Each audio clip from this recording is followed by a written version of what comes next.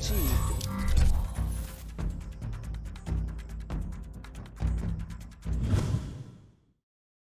Holy cow, welcome to Studio de Jeffrey de Quarantine. It is good to see you guys from Casa de Jeffrey. We have Cowboy news today, including the rumorooski from Jason La Canfora about Dak Prescott's contract. We'll look at what problems the Atlanta Falcons are going to present for the Cowboys. We got our mailbag situation and linebacker news.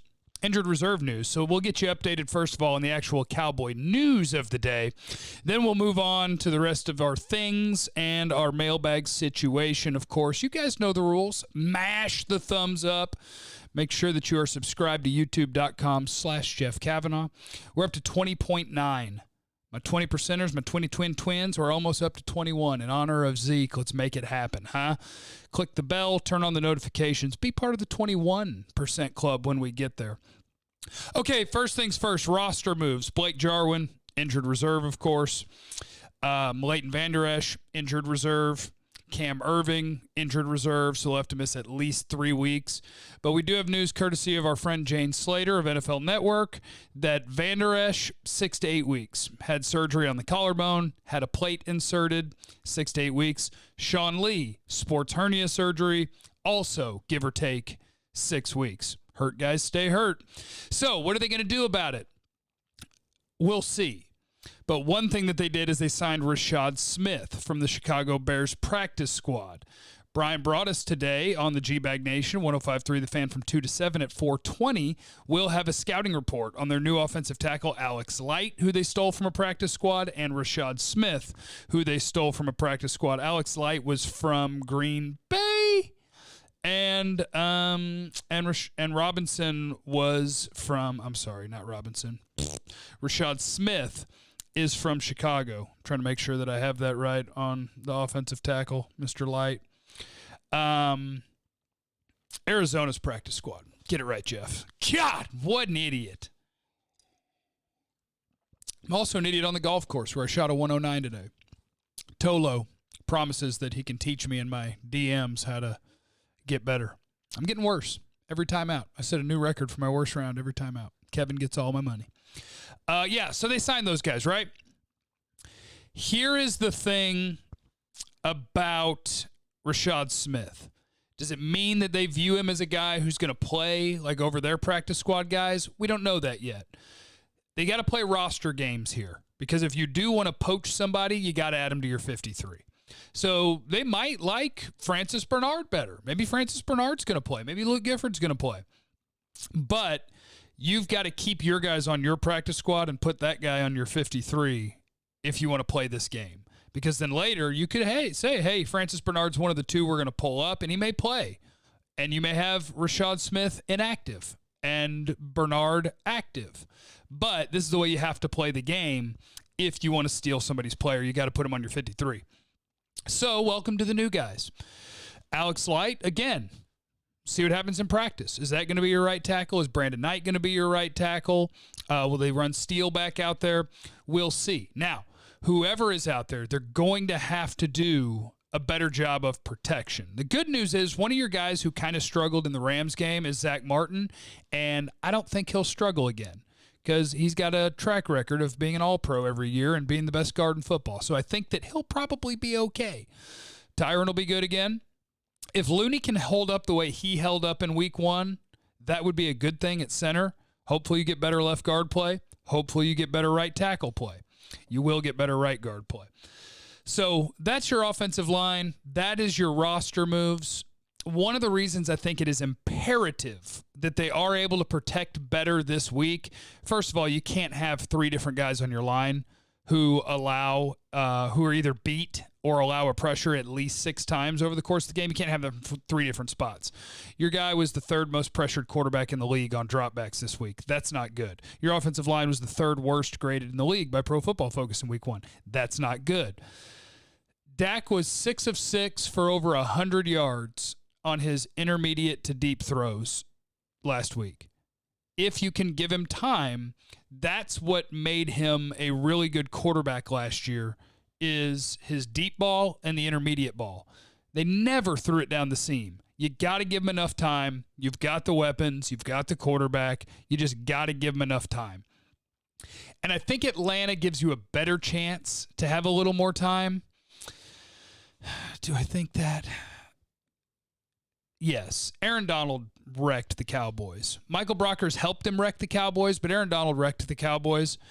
This week, the challenge will be maybe the best defensive tackle not named Aaron Donald with Grady Jarrett coming to town. So you got another handful on the interior.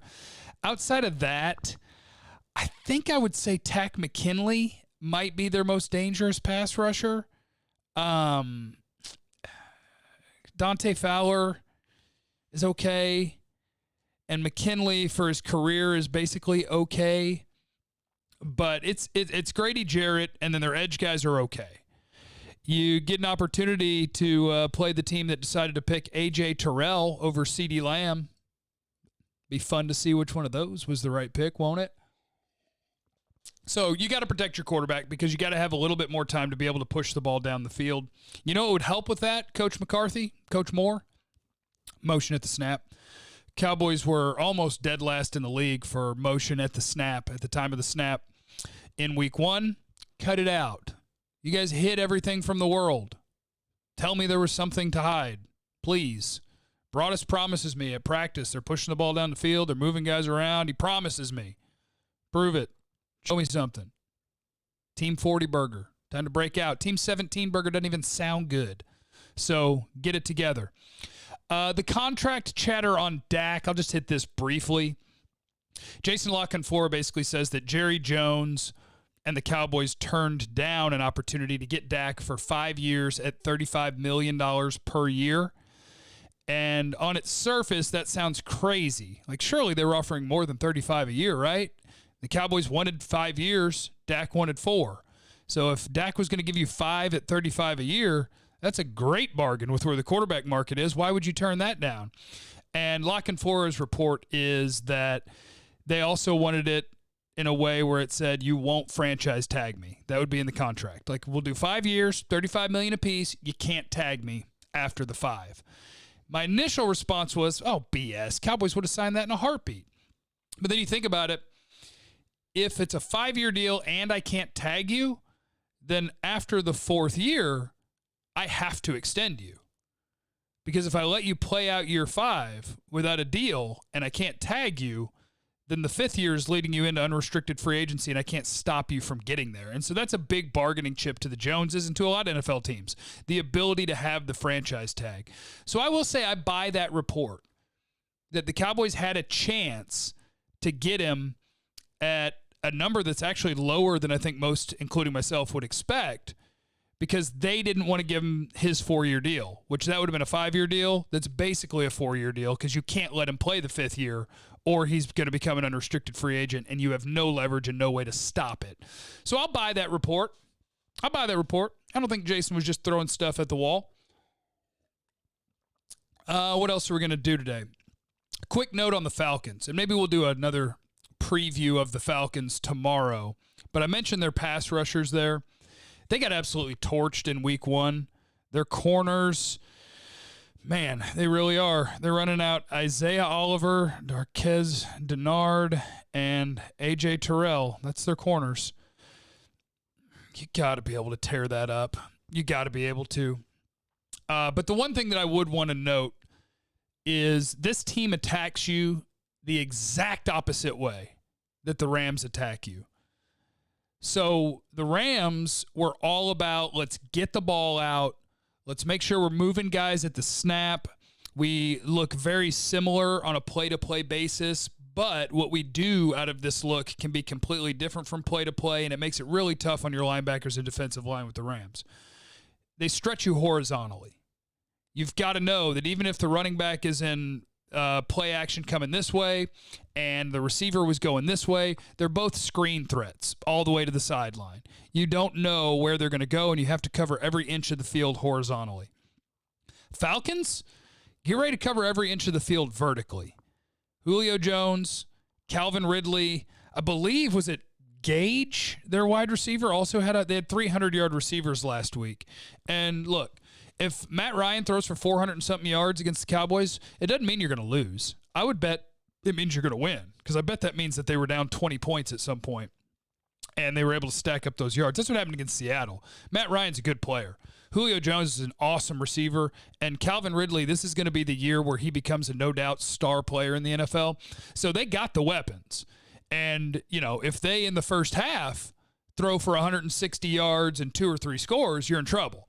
But if you tell me that he's going to throw for 440 yards, I'll tell you that the Falcons are probably going to lose the game. Because that yardage number, that big of a number, is usually just indicative of the fact that you were getting your butt kicked and you had to throw on every play.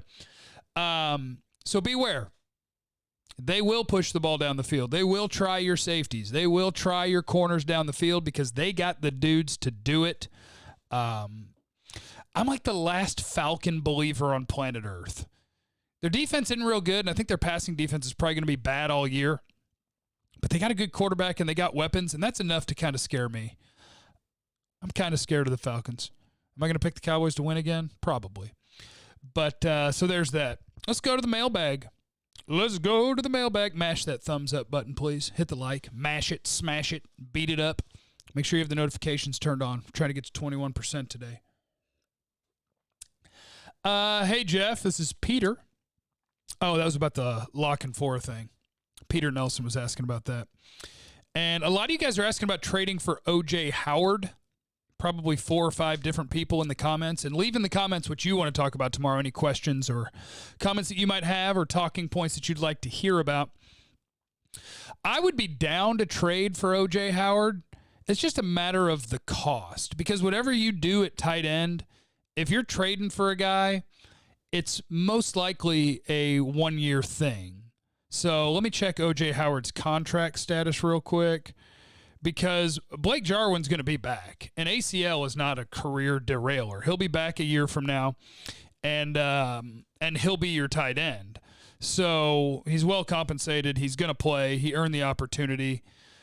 O.J. Howard, overthecap.com. O.J. Howard is, what is that?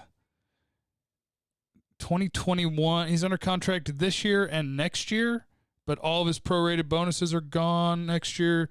Oh, next year is his 5th-year option, huh? And it's been picked up. Okay, so yeah, okay. So he would have this year and next year with you.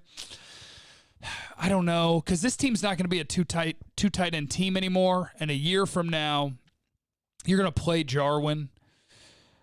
I like O.J. Howard. I liked him as a prospect, and I like him as a player. I think he's a nice, well-rounded player. I'm down. You just got to tell me what it costs. What does it cost to get a tight end who may not be my primary tight end a year from now? I'd love to see them figure this thing out with just using a 4th wide receiver more often, with playing Pollard more often, but they are in a bad spot. Dalton Schultz can't block, drop ball. McKeon, is that a guy? Yeah, you could talk me into it. Find a team in the league that's got a tight end whose contract ends this year, so it would be a 1-year player, that he's the 2nd or 3rd tight end on a team, but he's capable, and that I could get for a day 3 pick. That I'm definitely in on.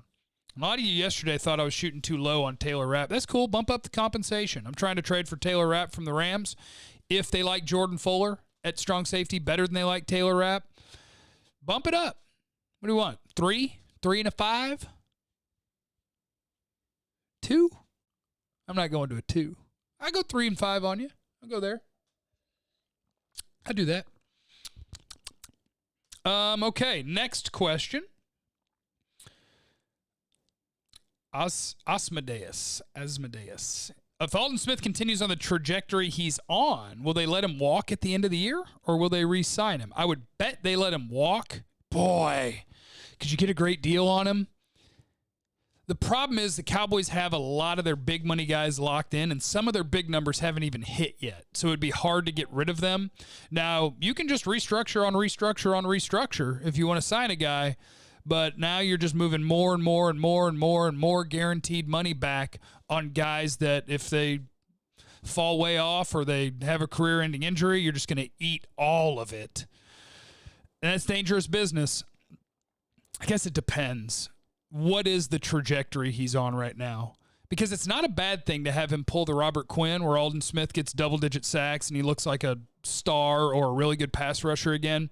And then you're the one who took the risk on him. You got the production out of him for cheap. Somebody else rewards him financially. You get a third-round comp pick. So you got the production and a pick. There's nothing wrong with that. It'll depend. Tell me what Tank Lawrence's season looks like. Tell me how much a Nye plays. You got Tyrone Crawford coming off the books after this year. If they want to keep him, if you want to keep a player, you can always keep a player. It's just a matter of how much risk do you want to take with moving money around, and that's the decision they'll have to make on Alden Smith at the end of the year if he continues to play well, and I think he will. He looked like the Cowboys' best defender after week 1. Tom. Can we take a look at Connor Williams at right tackle and McGovern at left guard? Boys, sign me up. So here's the thing. I get it that you don't want to have multiple parts moving if you don't have to. But if Connor Williams is going to be a weak link at left guard, see if you can salvage it. See what it looks like at tackle. Why not? If you're getting bad right tackle play and bad left guard play, and the bad left guard play had a history of some pretty darn good tape as a left tackle in college at times, see if he can help you survive at tackle. And, yeah, get McGovern in the game. I like that idea. It's easier to say it than it is to do it because you'd also be telling him, hey, go play right tackle when you've been a left tackle and a left guard. And, it can make it hard on you. The Eagles, Andre Dillard, their first-round pick, they tried him at right tackle when he was a left tackle in college because they had an injury or Lane Johnson was suspended. I don't remember. And he was atrocious because it's all backwards. It's a totally different thing to line up on another side. But I would be interested in at least practicing that way to see how it looks, just to try to get your best 5 on the field. Because if you're not a big strength at left guard, why should I be scared? You know who you could move to right tackle? You could pop Zach Martin out there. I bet he'd be a stud. If you feel like one of your backup guards could play guard well enough and Martin would be great, and then you could get the bad right tackle off the field. I'm just spitballing. I probably would never move Zach Martin. He's too good. My guy Pete, PDP, who can we bring in at tight end and linebacker? I guess they're going to try to do linebacker in-house. We'll see. Look, Joe Thomas actually isn't bad. Joe Thomas was your best linebacker in week 1. He was better than Jalen, and he was better than Vander Esch before Vander Esch got hurt. I think you can survive at linebacker. Oh, you're trying to take a flyer on Vontaze Burfict? Stop trying to get crazy people, okay? And I'm kind of team crazy people because crazy really just means you probably need help in some way, and I hope everybody gets the help they need. I do. Got therapy tomorrow, every other Thursday. No, I don't need Burfict. Bringing up the name Rico Gathers. Man, you know who I'd call? I'd call Marty B. Be like, how happy are you not playing? Come get you some. You want to call Rico? Call Rico. That's fine.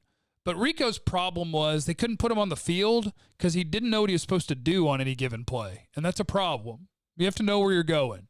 You're not good enough to be the guy where we call the play and then go, Enrico, that means you do this. No. I'll do that for a superstar. I'm not doing that for a non-NFL player. Cole Hicatini, he is on the practice squad. I don't know, man. Just no tight ends. Get him off the field. Jay, this is my favorite one of the day. This is totally reckless. Totally reckless.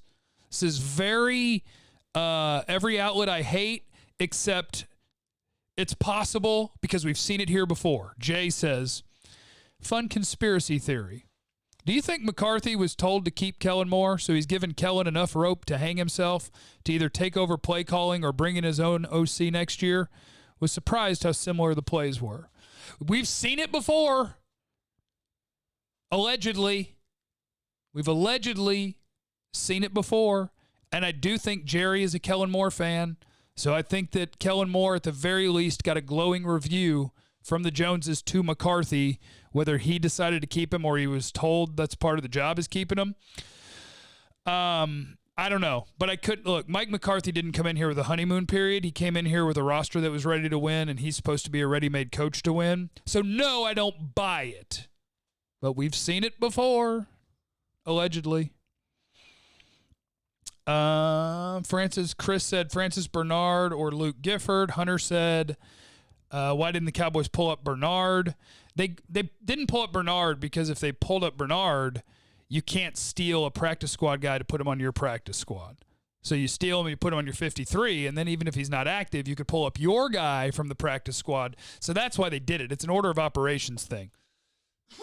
And maybe they do like him better than our guys. Again, Brian will have a scouting report on both those guys today. On 105.3 The Fan at 420. Chris, I watch every episode. I'm a huge fan. Is Noah Brown too small to take snaps at tight end? No, that's just harder than you think. I think people assume if you're a big tight end, oh, move him, or if you're a big receiver, oh, move him to tight end. Or if you're not a fast wide receiver, oh, move him to tight end. Those jobs aren't the same.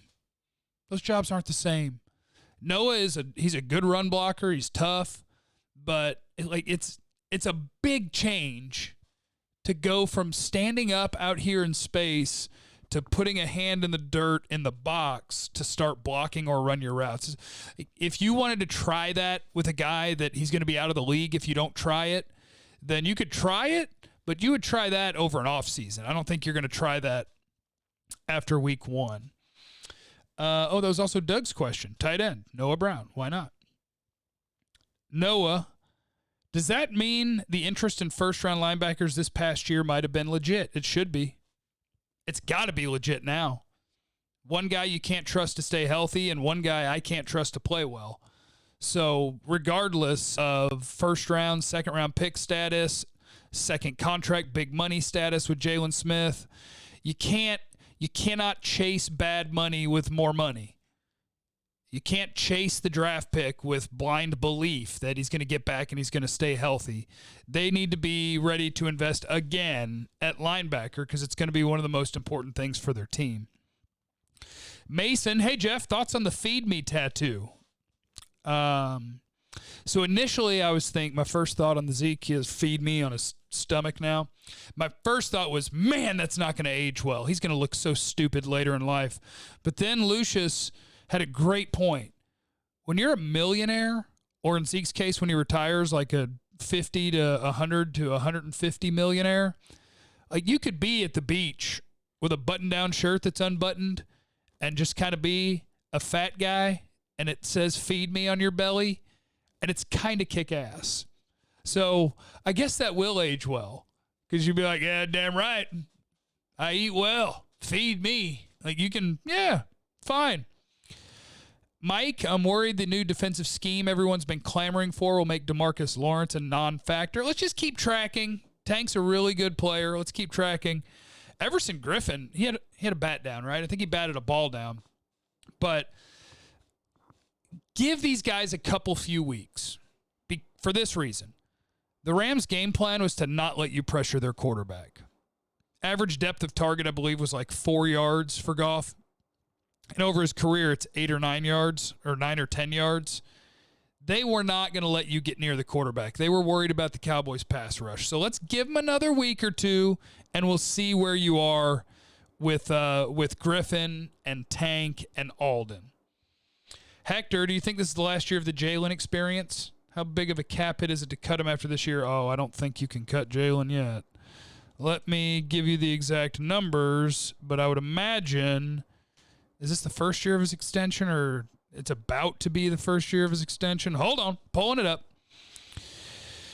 Jalen, if you cut him after this year, you would eat, his cap hit's 9.8 next year. You would eat 9.4. So in theory, you could cut him and save basically nothing. But 2022 would be a 6.8. You'd save $5 million. You'd be eating 6.8, but you would save an additional 5.